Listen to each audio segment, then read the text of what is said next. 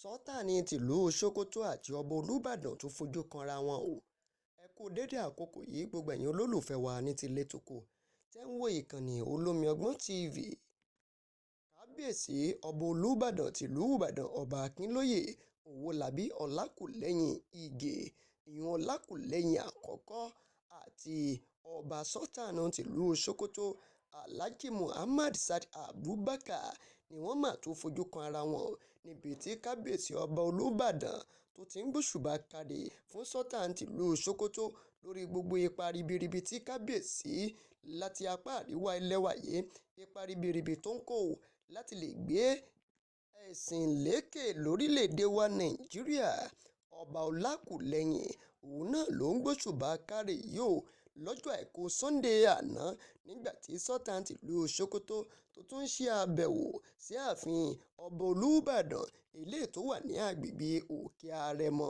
Ẹni tó ń gbẹnu kábíyèsí sọ̀rọ̀ tó jẹ́ ìkarùn balógun tìlú Ìbàdàn olóyè àgbà aṣòfin àgbà Sharafadeen Abiodun Ali ni wọ́n sọ wípé ó ń gbẹnu kábíyèsí Olúbàdàn sọ̀rọ̀ wípé ó ń gbóṣùbà káre fún Sultan tìlú Sokoto yìí wípé ó tún jẹ́ ọ̀kan lára àwọn alága nínú àjọ tó ń rí sọ̀rọ̀ tó ní ṣe pẹ̀lú ọ̀rọ̀ àwọn ẹ̀sìn lórílẹ̀‐èdè wa Nàìjíríà ìyún Nigeria Inter-Religious Council NIREC nínú àtẹ̀jáde eléyìí tó tọwọ́ ẹni tó jẹ́ akọ̀wé ìròyìn sí Olúbàdàn Olúgbémiga Ayọ̀adé tó gbé jáde ni wọ́n sọ pé Olúbàdàn dúpẹ́ gidi gan lọ́wọ́ Sultan tìlú Sokoto nítorí pé ó jẹ́ egun lẹ́yìn ọ̀rọ̀ tó ní ṣe pẹ̀lú ọ̀rọ̀ ẹ̀sìn lórílẹ̀‐èdè Nàìjíríà. Olúbàdàn tún dúpẹ́ wípé Sultan tìlú Sokoto ó farahàn níbi ìgbàdé rẹ̀ eléyìí tó wáyé ní oṣù keje ọdún tá a wà nínú rẹ̀ yìí àti àtìlẹ́yìn tó ṣe fún un láti lè dépò baba ńlá baba rẹ̀. Nígbà tí olóyè àgbà sẹ́nẹ́tọ̀ Àlè tó ń gbẹnu kábíyèsí sọ̀rọ̀ ló ní Sultan ní ìlú Sokoto Olúbàdàn dúpẹ́ gidi gan lọ́wọ́ yín bẹ́ẹ̀ sì rèé ni wọ́n sọ pé kẹ́ ẹ máa tẹ̀síwájú gbogbo ipa ribiribi eléyìí tẹ́ ń kó lórí ọ̀rọ̀ tó ní ṣe pẹ̀lú ọ̀rọ̀ ẹ̀sìn. Ní ìfèsì rẹ̀ Sultan tìlú Sokoto Sa'ad Abubakar òun náà fèsì níbi tó ti sọ wípé ìlú Ìbàdàn náà ni yóò jẹ́ ìlú àkọ́kọ́ ní ilẹ̀ Yorùbá eléyìí tóun ti ṣe àbẹ̀wò sí jùlọ ní gbogbo ìgbé ayé òun. Bẹ́ẹ̀ sì rèé ló dúpẹ́ gidigidi lọ́wọ́ kábíyèsí ọba Olúbàdàn Ọlákùlẹ́yìn àkọ́kọ́ wípé ó ṣe tí ó ń fi ọwọ́ gbogbo gbòun ní gbogbo ìgbà tó sì súre wípé àsìkò náà yóò tú gbogbo àwọn ọmọ ìlú Ìbàdàn yóò tú wọn lára. Ẹ jẹ́ n tún mẹ́lẹ̀ yìí nínú àwọn ìròyìn tó jáde lónìí. Ilé ayé ń yí lọ a máa ń tọ́ ilé ayé ń bàjẹ́ orílẹ̀-èdè Nàìjíríà ó máa ti ń fẹ́ mọ́ di ìlú Sódómù àti Gòmárà k'Ẹlẹ́dùmarè kó dákun kó dábọ̀ kó má pa orílẹ̀-èdè Nàìjíríà kó má pa á run ni ẹ wá wo olùkọ́ ilé ẹ̀kọ́ kan tí wọ́n sọ wípé ó jẹ́ ní ọdún 22 tó kọ́ ẹ̀kọ́ ní ilé ẹ̀kọ́ Blessed Peace School èyí tó wà ní agbègbè Ẹ̀gbẹ́dá ní ìjọba ìbílẹ̀ Àlímọ̀ṣọ́ ní ìpínlẹ̀ Èkó tí wọ́n pe orúkọ rẹ̀ ní Prosper. Òun ni wọ́n mà ti rọ́wọ́ tó tí ọwọ́ àwọn ọlọ́pàá tó sì ti bà á látàrí pé kíni ó ń hùwà kò tọ́ fi tipátipá ṣe ìbálòpọ̀ pẹ̀lú ọmọkùnrin tó jẹ́ ọkùnrin sí ọkùnrin ẹgbẹ́ rẹ̀ lọ́jọ́ àìkú Sunday. Ní ìròyìn ọ̀hún náà máa gbé jáde tó fẹ̀jú kẹ̀kẹ́ níbi tí wọ́n sọ wípé olùkọ́ Prosper yìí ló mú ọmọ akẹ́kọ̀ọ́ rẹ̀ tó jẹ́ ọmọ ọdún 10 lọ sínú woro sógbè kan níbi ìdágbà kan tó jò tí ní rí wọn ló ní kó mọ̀ ṣe bí obìnrin kó sì bọ́ ṣòkòtò rẹ̀. Ìṣẹ̀lẹ̀ yìí gangan lọ́nà ṣẹlẹ̀ lọ́jọ́ 18 oṣù kẹwàá ọdún tá a wà nínú rẹ̀ yìí níbi tí olùkọ́ yìí ti dá bí ọgbọ́n tó sọ wípé òun mú lọ síbi ìdíje tí wọ́n máa ń pè ní ìdíje spelling bee ipe ibẹ̀ lòun fẹ́ mú lọ níbi tí ó ti máa jẹ òbítíbitì owó mílíọ̀nù náírà tí ó sì jẹ́ àǹfààní fún ilé ẹ̀kọ́ àti fún àwọn òbí rẹ̀ tó sì jẹ́ ìwà pálapàla yìí òun náà ni ó lọ ń wò ọwọ́ pálábá rẹ̀ wá ségi ní ọjọ́ 13 oṣù kọkànlá ọdún tá a wà nínú rẹ̀ yìí nígbà tí ó tún fẹ́ hùwà bẹ́ẹ̀ sí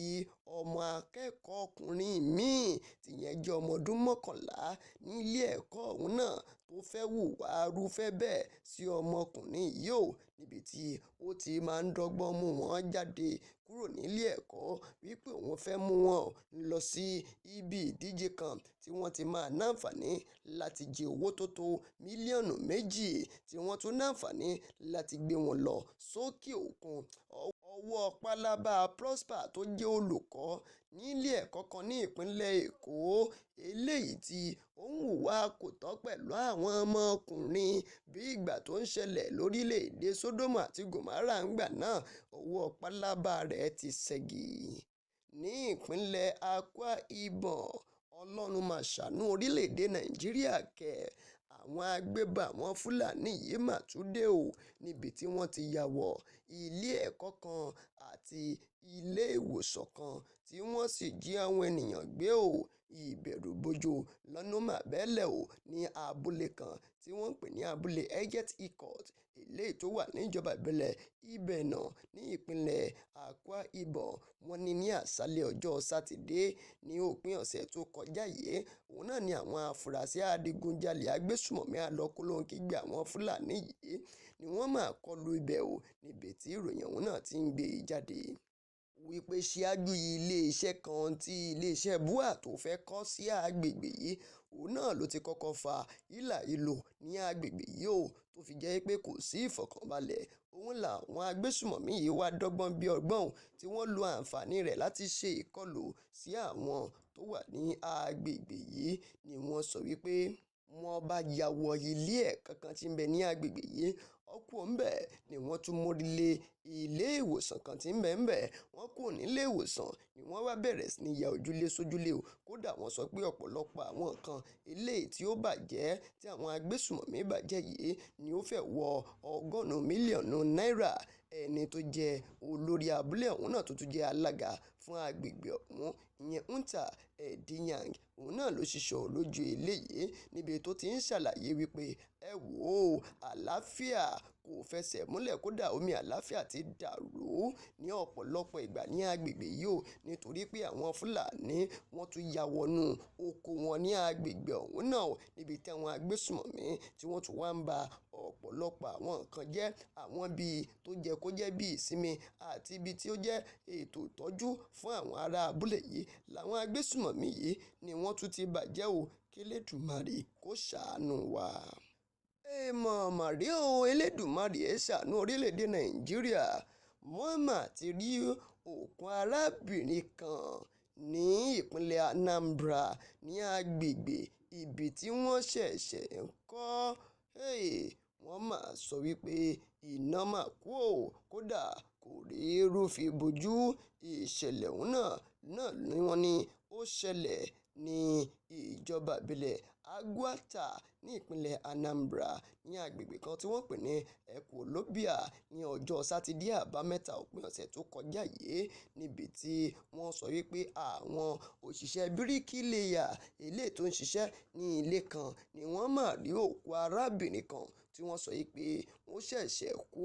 sí inú ilé ọ̀hún náà. Ilé yìí ni wọ́n sọ wípé ó súnmọ́ agbègbè orí afárá Ekwulobia ní ìpínlẹ̀ Anambra ọ̀hún náà kódà wọ́n sọ pé kò tíì sí ẹni tó mọ ohun tó ṣekú pa arábìnrin ọ̀hún náà títí di àkókò yìí níbi tí àwọn tí wọ́n jẹ́ bricklayer tí wọ́n ń ṣiṣẹ́ ní agbègbè yìí tí wọ́n rí òkú arábìnrin ọ̀hún náà tí wọ́n sì mẹ́ni tó jẹ́ nìkan mọ́ kébé ni wọ́n sọ pé wọ́n tètè lọ fi tó àwọn ọlọ́pàá létí. Lẹ́yìn ìgbà tí ọ̀rọ̀ di tọ́nà fọ́nkálé ní ọ̀pọ̀lọpọ̀ àwọn èèyàn tí wọ́n ń kóra wọn jọ wípé irú kí leléyìí ni wọ́n padà wá rí ojú arábìnrin yìí ni wọ́n sọ pé àṣà arábìnrin yìí ni ọkọ rẹ̀ ni wọ́n sọ pé ó máa gbẹ́mìí mì níbi ọjọ́ 5 sí ọjọ́ tóun náà tí wọ́n rí òkú rẹ̀. Elédùmarè ó wá ṣàánú wa o. Ẹni tó jẹ́ alákòóso ìyún alámòjútó kọmíṣánná fọ́rọ̀ tó ní ṣe pẹ̀lú ọ̀rọ̀ agbègbè ní ìpínlẹ̀ ọ̀hún náà Felix Odumegu òun náà ló ti sọ fún àwọn akọ̀ròyìn tó fìdí ẹ̀ múlẹ̀ kódà títí kan alága ìjọba ìbílẹ̀ Agwata yìí ní ọ̀mọ̀wé Chibueze Ofonubueke òun náà fìdí ọ̀rọ̀ náà múlẹ̀. Ní ìpínlẹ̀ Èkó àwọn tí wọ́n ń gbé àbẹ́tẹ̀ tó ń gbé wòrò sógbó wọ́n ti gbalé lórí wọn o nítorí ìjọba ìpínlẹ̀ Èkó sọ wípé pátápátá náà là ń fọ́jú kùmọ̀kùmọ̀ báyìí náà là ń dẹ́tẹ̀ ojú àfọ̀ọ̀fọ̀ tán ìjà ní ń dálẹ̀ àwọn tí wọ́n wá ń gbé àbẹ́tẹ̀ àwọn wòrò sógbó yìí tó jẹ́ pé wọ́n rárá ń kan lé mọ́ra wọn lórí òun náà ni wọ́n ti bẹ̀rẹ̀ sí ní rawọ́ bẹ̀bẹ̀ sí ìjọba ìpínlẹ̀ Èkó wípé kí wọ́n dákun kí wọ́n dábọ̀ kò sílé lórí àwọn mọ́ o. Àwọn wọ̀nyí òun náà níjọba ìpínlẹ̀ Èkó àwọn náà ló dá ọ̀pọ̀lọpọ̀ àwọn ilé ahéré tí wọ́n ń fọwọ́ ara wọn kọ́ ló mà dáwó ní agbègbè Àjàó Estate ni wọ́n sọ pé wọ́n dá àwọn ilé ahéré eléyìí tó tó 140 ní iye ló mà dáwó ní ìpínlẹ̀ Èkó.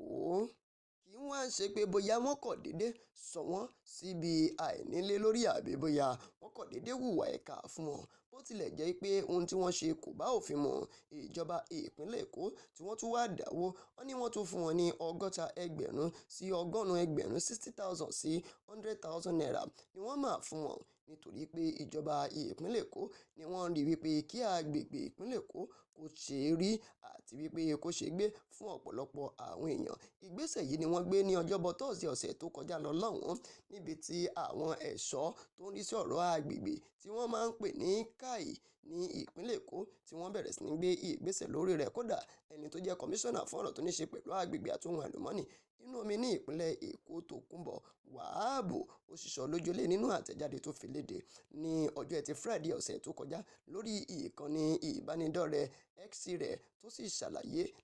lẹ́kùnrẹ́rẹ́. Ẹ̀yin olólùfẹ́ wa ẹ má gbàgbé láti máa bá wa pín ẹ share rẹ̀ ẹ subscribe sórí ìkànnì Olubadan TV yìí ẹ tẹ notification bell kí ẹ sì lè máa ní àǹfààní àti lè máa wà lóòrèkóòrè.